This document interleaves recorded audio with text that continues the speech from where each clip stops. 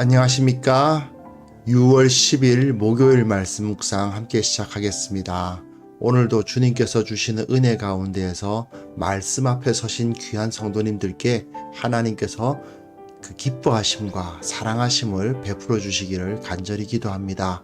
오늘 본문은 예레미야 15장 10절에서부터 21절까지 말씀입니다.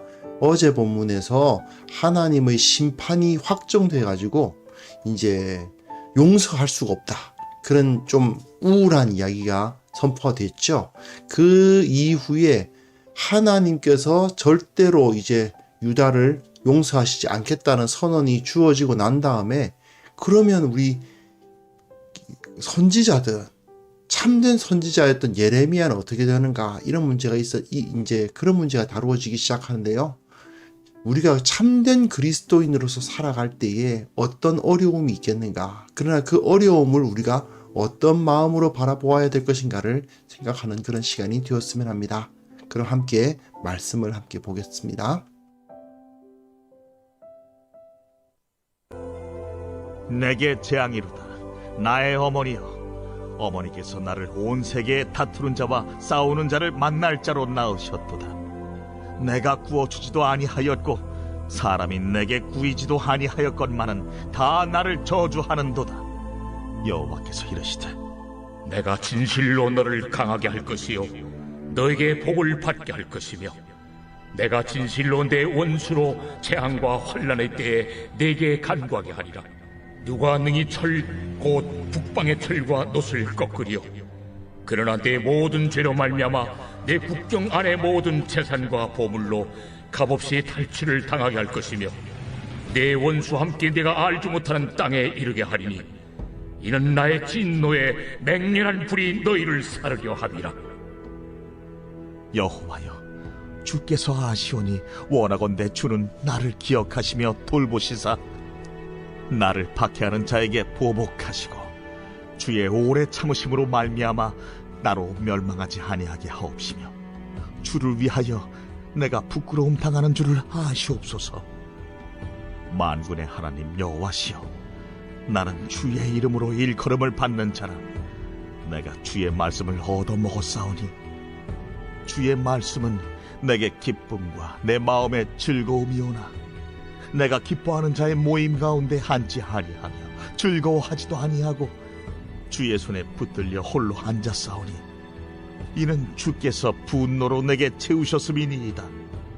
나의 고통이 계속하며 상처가 중하여 낫지 아니함은 어찌 됨이니이까. 주께서는 내게 대하여 물이 말라서 속이는 시내 같으시리이까.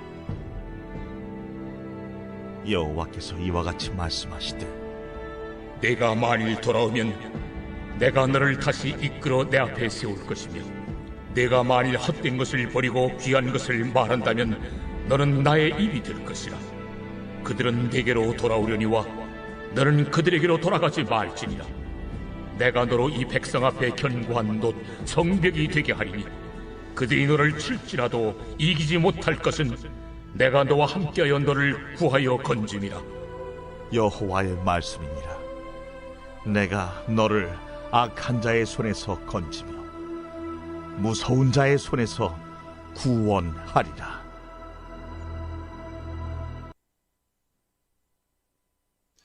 네, 이제 언약을 어긴 자들이 결국 망할 수밖에 없는데, 이제 선지자가 탄식을 하는 부분이죠. 심판이 확정되어 버렸으니까요. 자, 어제까지 본문에서는 가뭄과 전쟁으로 의해서 완전히 파멸된다. 이건 피할 수가 없다. 그런데 이런 상황에서 참된 선지자는 어떡하냐? 진짜 선지자는 거짓 선지자 때문에 망했다고는 하지만 이제 그럼 진짜 선지자는 그럼 어떡하냐? 이런 문제가 있는데요. 이제 진짜 선지자도 고난의 길로 부름을 받는다 하는 내용이 기록이 되어 있습니다. 그리고 내일 본문에서는 현재의 일상을 누릴 수가 없고 그 다음날 본문에 보시면 미래의 소망밖에는, 이후에 하나님 나라의 소망밖에는 소망이 없는 그런 모습을 볼 수가 있어요. 참 이제 안타깝죠. 이제 그런 부분인데, 자, 오늘 본문 통해서 이 예레미야가 어떤 마음을 품게 됐는가를 한번 생각해 보실 필요가 있을 것 같습니다. 자, 내게 재앙이로다 나의 어머니여. 어머니한테 말하듯이 이야기해요. 어머니께서 나를 온 세계에 다투는 자와 싸우는 자를 만날 자로 낳으셨도다 이렇게 됐는데, 이걸 직역해서 표현하면요, 온 땅에 대한 그 온 세계라고 되죠. 온 땅입니다. 온 땅에 대한 다투는 남자요 싸우는 남자를 낳으셨다 이런 표현이에요. 뭐 같은 얘기인데, 예레미야가 지금 어떤 존재라는 겁니까? 온 땅에 있는 사람하고 다 싸우고 있다 이거예요. 그런데 싸울 이유가 없어요. 내가 구워주지도 아니하였고 내가 구워줬다고 갚으라고 싸우는 것도 아니고, 그렇다고 나한테 이제 꾸이지도 아니할 것만은 서로 간에 아무런 관계가 없는데, 이 무슨 소리예요? 객관적으로 나는 하나님의 말씀을 전했을 뿐 내가 그들에게 어떤 나쁜 감정을 가진 것도 없고, 유다 백성들 우리 동족들이 뭐 망했으면 좋겠다는 마음 품은 적도 없는데도 불구하고 어떤 일이 벌어집니까? 다 나를 저주하는도다. 네, 하나님의 말씀을 그대로 전하니까 저주를 당해요. 맨날 사람들이 막 싸움을 걸어와요. 그래 싸울 수밖에 없어요. 계속 공격을 하니까. 공격을 하는데 이것이 하나님의 말씀이 아니라고 말할 수가 없고, 이게 하나님의 말씀이다라고 이야기를 하면 저 사람들이 나를 공격해요. 내가 한 말이 아니고 하나님께서 하신 말씀인데, 그런 문제가 있는 거죠. 그런 어려움에 내게 재앙이로다. 난 정말 재앙을 당하고 있다. 지금까지 하나님께서 유다와 예루살렘에 대한 재앙을 이야기하지 않으셨습니까? 그런데 예레미야는 지금 나한테도 재앙이 있습니다. 나는 분명히 하나님의 말씀을 바로 전한 올바른 선지자, 참 진리만을 말한 선지자임에도 불구하고 나도 재앙을 당합니다라고 말하고 있는 거죠. 그에 대해서 여호와께서 하나님께서 말씀하시는 게 뭡니까? 진실로 너를 강하게 할 것이요 너에게 복을 받게 할 것이며 라고 번역해 놨는데요. 조금 약간 어려워요. 왜냐하면 이 강하게 한다라는 표현이 히브리어는 샤라 동사인데, 요게 욥기에 한 번 쓰이고 여기 한 번 쓰이고 딱 두 번 쓰인 단어입니다. 그러다 보니까 그 의미가 명확하지가 않아요. 도대체 뭘까 싶긴 한데, 뭐 그냥 강하게 한다 또는 구원한다라고 번역하신 분도 있거든요. 그러다 보니까 조금 애매합니다. 어쨌든 뭐 강하게 한다고 한번 해봅시다. 견딜 수 있게 한다, 강하게 한다고 표현할 수 있는데, 너에게 복을 받게 할 것이며 이렇게 번역을 해 놓으니까 마치 저 사람들은 다 재앙을 당하는데 너는 복을 받을 거야, 이렇게 해석을 이제 하실 수 있잖아요. 근데 사실은 그렇게 해석하기는 쉽지 않습니다. 요 본문 보시면 좋은 목적을, 복이라는 게 그 히브리어로 토브, 좋음을 위해서 강하게 한다 이 뜻이거든요. 그러니까 너를 강하게 할 것이요 너에게 복을 받게 할 것이며, 이 문장이 그렇게 길지 않아요. 내가 좋은 목적을 위해서 너를 강하게 하겠다, 뭐 또는 좋은 목적을 위해서 너를 구원하겠다, 뭐 이런 이야기입니다. 그러니까 너는 강할 거고 저 사람들은 다 약해지지만 너는 강해질 거고, 저 사람들은 다 재앙을 당하겠지만 너는 복을 받을 거야, 이런 의미가 아니고, 그 재앙을 당하는 것이 어떤 거예요? 그 재앙을 당함으로써 그것을 견뎌 나갈 수 있는 강함을 주시겠다는 거예요. 그걸 견뎌 나감으로써 좋은 목적을 이루게 하신다. 하나님께서 원하시는 그 참된 목적을 이루게 하신다. 그래서 진실로 내 원수로, 여기서 원수라는 것은 유다와 예루살렘의 거민들이 이거 예레미야를 공격한 사람들이죠. 그 사람들이 재앙과 환난의 때에 내게 간구하게 하리라. 하나님께서 이렇게 말씀하셨습니다 하고 진리를 막 전하고 하나님께로 안 돌아가면은 재앙이 임할 거다, 예루살렘이 망할 거다 막 이야기할 때는 그냥 우리에게 악담하지 말라 이러면서 와가지고 그냥 공격을 하고 그랬던 사람들이 정말 그런 일이 벌어지니까, 진짜로 예루살렘 성이 무너지고 성전이 파괴되는 일이 벌어지니까 그때야 예레미야한테 와서 간구한다. 하나님께 우리를 위해서 기도해 주세요 하는 이야기를 하게 될 거다. 무슨 얘기예요? 네 말이 맞았다는 사실이 확실하게 증명될 것이다. 그 말씀을 하시는 거죠.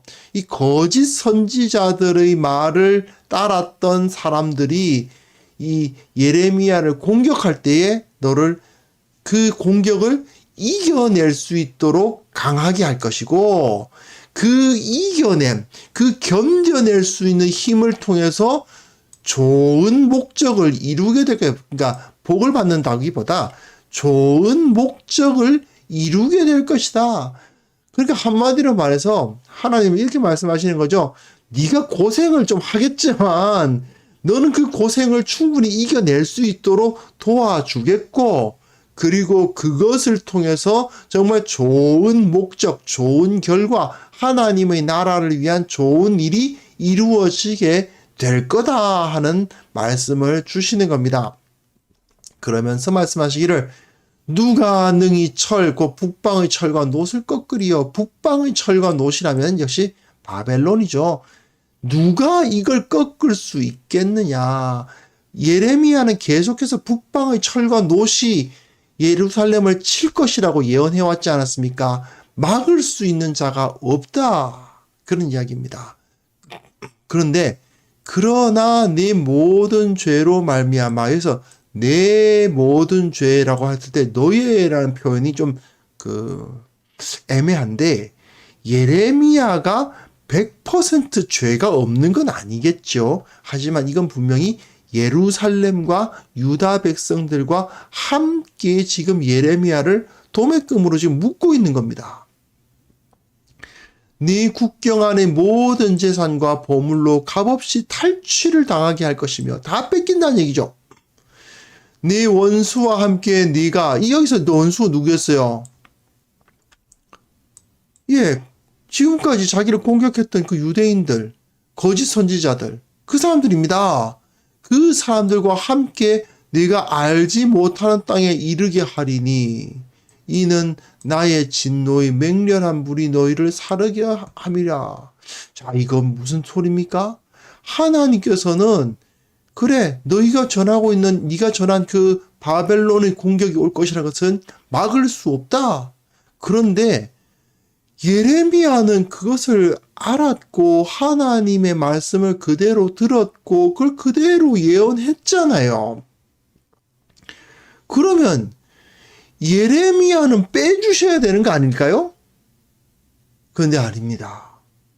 예레미야도 바벨론의 침공으로 말미암아 그 백성에게 주어지는 고통을 그대로 당하게 되는 겁니다.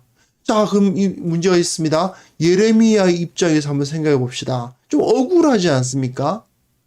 이 파멸의 고통을 다른 거짓 선지자들은 안 전했습니다. 평안하다 했거든요.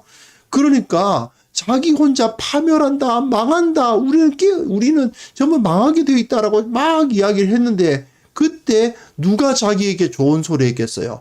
다 예레미야를 공격하고 정말 핍박하고 그렇게 하지 않았습니까? 그런데 자기가 그렇게 예루살렘 성은 망한다고 예언을 했을 때 예루살렘 성이 진짜로 망했습니다. 망한 다음에 예레미야는 똑같이 그 예루살렘 성의 멸망의 고통을 당해요. 거짓 선지자들은요, 당하죠. 거짓 선지자의 말을 듣던 사람들은요, 마찬가지로 그 멸망의 고통을 당합니다. 그런데 나는 아닌데, 나는 하나님께로 안 돌아가면 우리가 망한다고 했던 예레미야도 똑같이 그 고통을 당하는 거예요. 아니, 그러면 차라리 저 거짓 선지자들처럼, 차라리 그 거짓 선지자들처럼 평안하다, 평안하다 하고, 이 지금 당장은 좀 그 고난을 안 당하다가 나중에 바벨론의 침공에 의해서 예루살렘 성이 망했을 때 고통당하는 것은 마찬가지니까, 그럼 지금이라도 고통 안 당할 수 있으려면은 거짓 선지자들처럼 평안하다 평안하다 하는 것이 나은 거 아닙니까? 그렇지 않아요. 굳이 지금 여기서 바른 말 할 필요 없잖아요. 어차피 내가 지금 바른 말을 하나 거짓말을 하나 고난을 당하기는 똑같은데, 거짓말 하는 사람도 망해가지고 고난 당하고 참말을 하는 사람도 나중에 고난을 당하는데, 기왕에 참말하면 지금 고난을 당하지만 지금도 고난 당하고 나중에도 고난 당하고, 거짓말하면 지금은 고난 안 당하고 나중에는 고난을 당할 텐데, 그러면 거짓말하는 게 낫죠. 예레미야로서는 사실 굉장히 억울한 일이 지금 벌어지고 있는 겁니다. 차라리 바른 말씀을 전하지 않는 것이 더 낫지 않냐, 이런 결론이 나죠. 그래서 바로 그 불평을 지금 해요. 여호와여, 주께서 하시오니 원하건대 주는 나를 기억하시며 돌보시사 나를 박해하는 자에게서 보복하시고 주의 오래 참으심으로 말미암아 나로 멸망하지 아니하게 하옵시며 주를 위하여 내가 부끄러움 당한 줄 아시옵소서. 나는 좀 내가 지금 주님을 위해서 부끄러움을 당하고 있지 않습니까? 주님을 위해서 내가 부끄러움을 당하고 있습니다. 내가 저 사람들을 위하면 제가 왜 이런 소리를 합니까? 왜 저 사람들이 귀에 듣기 좋은 말 해가지고 그 사람들하고 희희낙낙하고 즐기다가 어차피 같이 망할 거면, 내가 지금 바른 소리 해가지고 지금 고난을 당해도 똑같이 망해서 또 고난을 당할 거면 차라리 지금이라도 좀 편하게 있는 게 낫지 않습니까? 그 이야기예요. 그러면서 이야기를 하죠. 만군의 하나님 여호와시여, 나는 주의 이름으로 일컬음을 받았습니다. 주의 말씀을 얻어먹었습니다. 주의 말씀은 내게 기쁨과 내 마음의 즐거움이었습니다. 나는 하나님 말씀 편이었잖아요. 그 얘기예요. 그런데 내가 기뻐하는 자의 모임 가운데 앉지 아니하며, 이게 무슨 소리겠어요? 친한 사람들, 사실 자기 고향 안 와도 사람들이 자기를 핍박했잖아요. 어릴 때부터 친하게 지냈던 사람들하고 같이 앉아서 즐거워하는, 그들이 내가 기뻐하는 자의 모임 가운데 앉아서 즐거워하는 거 하면 되거든요.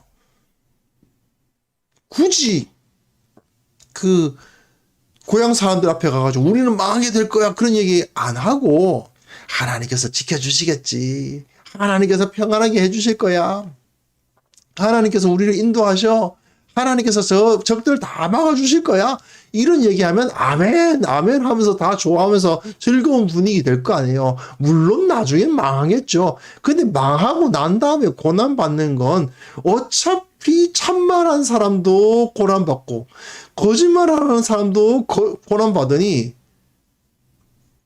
그런 마찬가지 아닙니까? 근데 나는 지금 어때요? 주의 손에 붙들려 홀로 앉았어요. 내가 주님의 손에 붙들려가지고 홀로 앉았어요. 다른 사람 전부 다 나를 따돌리고 있어요. 나만 옳은 말을 하고 있는데, 옳은 말 하는 나는 지금 공격을 당하고, 다른 사람들끼리는 자기네들끼리 너무 친해 보여요. 이게 얼마나 불공평합니까? 이는 주께서 분노로 내게 채우셨음이니이다. 주님께서 지금 나한테 화를 내시는 것 같단 말이죠. 아니, 왜 나한테 왜 이러세요? 나는 하나님 말씀 잘 들었잖아요. 그죠? 나는 주의 이름으로 일컬음을 받았잖아요. 나는 주의 말씀도 먹었고 주의 말씀을 기뻐하고 즐거워했잖아요. 그런데 나한테 왜 이러세요? 그 얘기죠, 지금. 나의 고통이 계속하며 상처가 중하여 낫지 아니하면 어찌 됨이니까? 주께서는 내게 대하여 물이 말라서 속이는 시대 같으시리까? 예, 물이 말라서 속이는 시대. 여기는 우리가 와디라고 부르죠. 우기에는 물이 가득 찰 정도로 엄청난 양의 물이 흘러가는데 건기가 딱 되면 언제 여기에 물이 있었냐는 식으로 바싹 말라버리는 그런 강들이 있는 겁니다.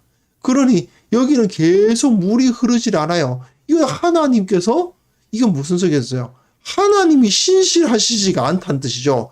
아니 하나님께서는 생수의 근원이시면 생수를 계속 주셔야 되는 거 아닙니까? 나는 하나님 편이었는데 나는 하나님 말씀 그대로 전했는데 하나님께서 어떻게 이러실 수가 있느냐 그런 얘기를 하는 거죠. 적어도 나는 하나님 따르지 않으면 우리가 망한다.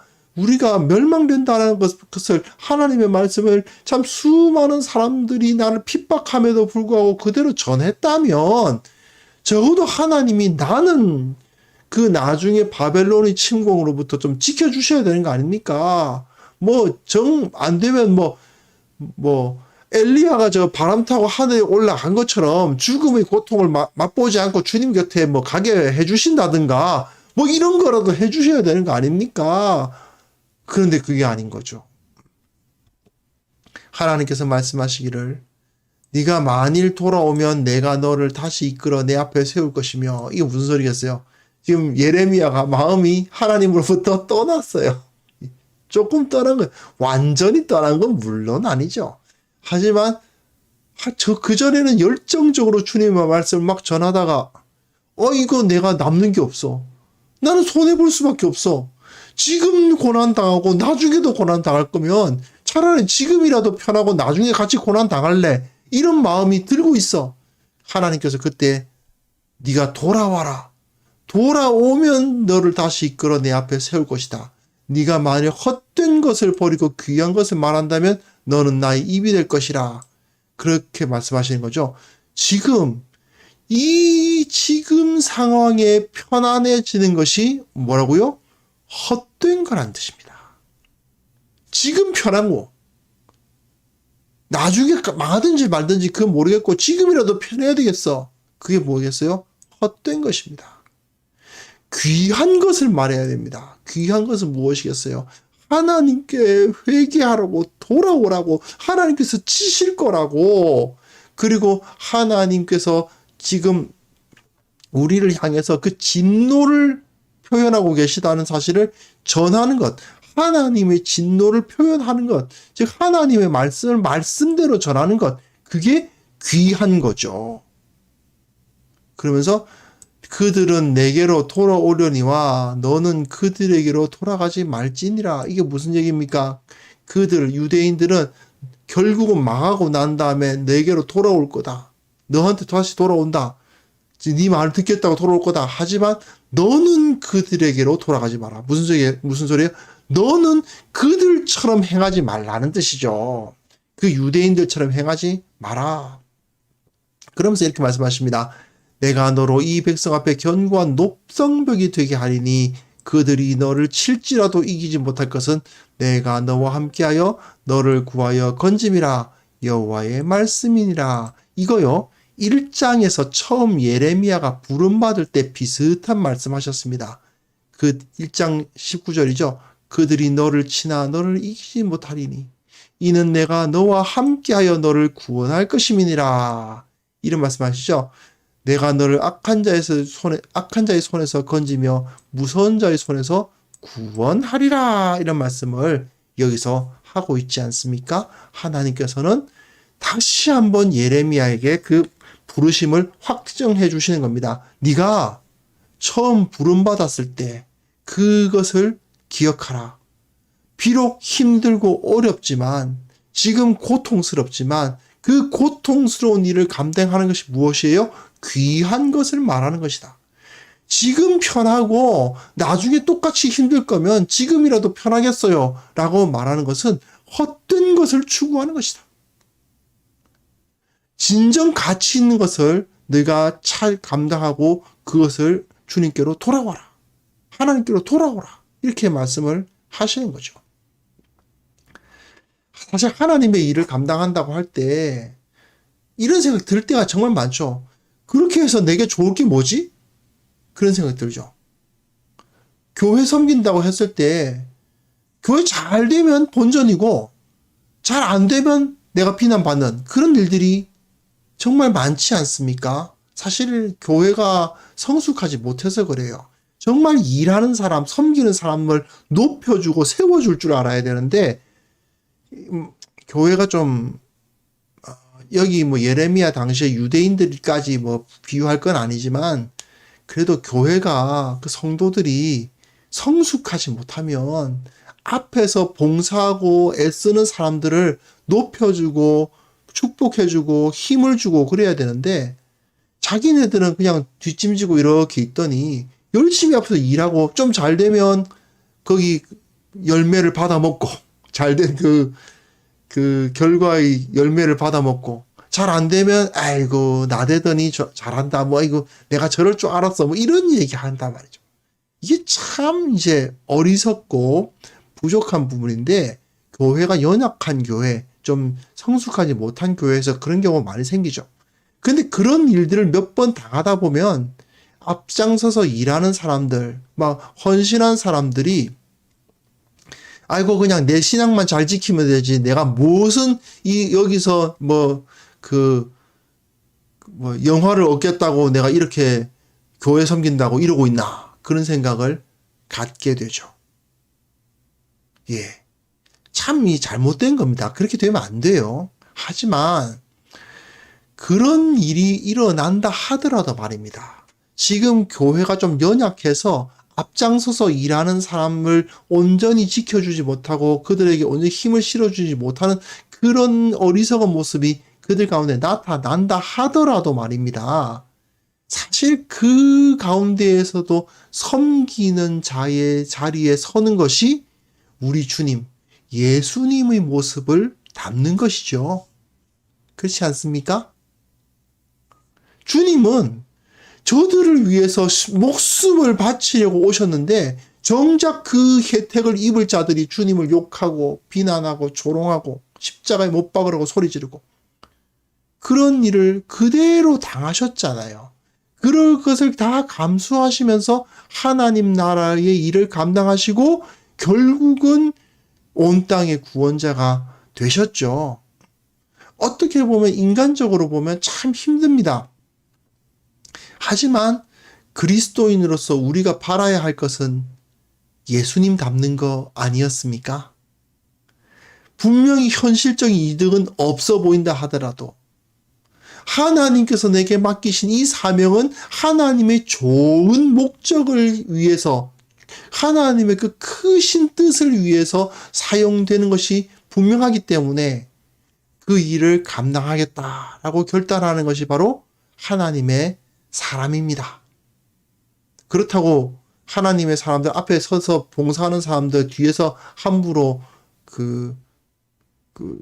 막 비판하고 그렇게 하는 것이 옳다는 것은 아닙니다. 사실 여기 이 예레미야 당시의 유다 사람들, 예레미야 당시의 그 예루살렘 거민들, 이 사람들 모습하고 똑같은 거예요. 그건 정말 하나님의 진노를 당해야 하나님의 진노 앞에 서기에 마땅한 짓입니다. 그러면 절대로 안 됩니다. 앞에 서서 봉사하고 힘쓰는 사람들을 축복하고 그들에게 당연히 힘을 실어주고 그들이 필요한 것을 돕고 하는 것이 옳지요.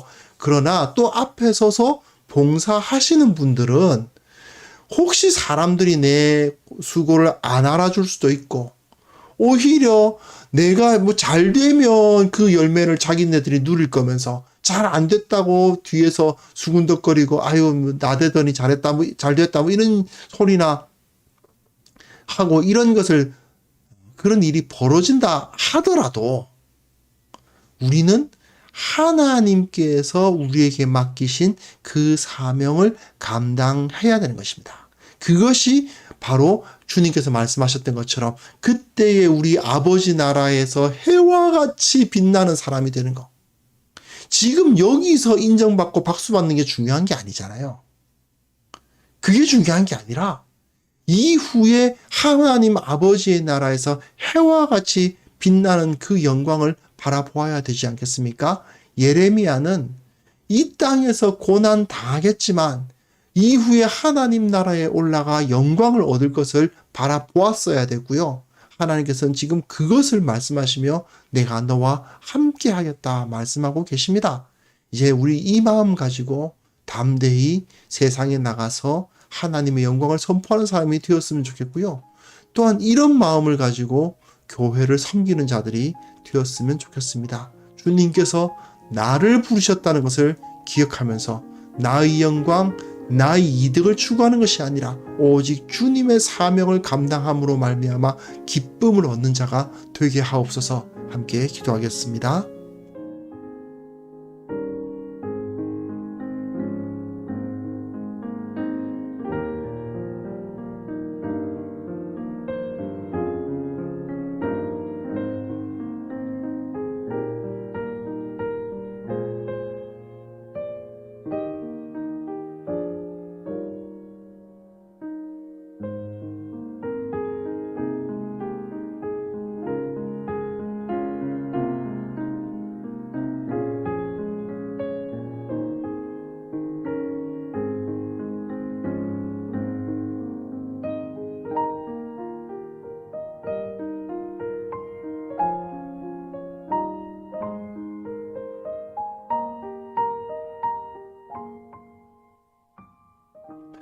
하나님 아버지, 나의 부르심을 기억하게 하옵소서.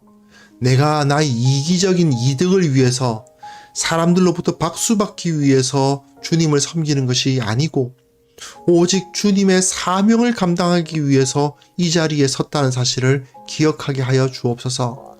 교회를 섬기게 하시고 하나님 나라의 일을 하실 때에 참으로 하나님께서 나에게 가장 좋은 것을 주신다. 이 사실을 믿고 기뻐하는 자들이 되게 하여 주옵소서. 아버지, 결코 이 세상에서 편하기를 원하고 결코 이 세상에서 사람들로부터 인정받기를 원하는 마음으로 주님의 일을 감당하지 않도록 주님께서 우리와 함께하여 주시고 우리의 마음을 바로잡아 주시기를 원합니다.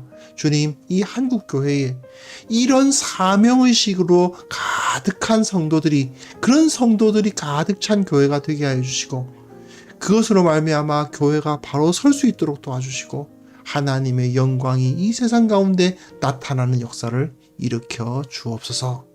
주님, 우리가 오늘도 주님을 섬기고 주님께 영광 돌릴 수 있기를 원합니다. 세상에서 그리스도인으로서 살아간다는 것이 힘들고 어려울지라도 그것을 통해서 주께 영광 돌릴 수 있다면 내가 그 길을 걸어가겠노라 결단하면서 오늘 하루 기뻐하며 감사하며 찬송하며 걸어갈 수 있는 귀한 성도들 다 만들어 주옵소서. 그 가운데 주님께서 함께 하시고 주님께서 말씀하신 것처럼 강하게 하시고 지켜주시고 그리고 우리를 구원하시는 역사를 체험하게 하여 주옵소서.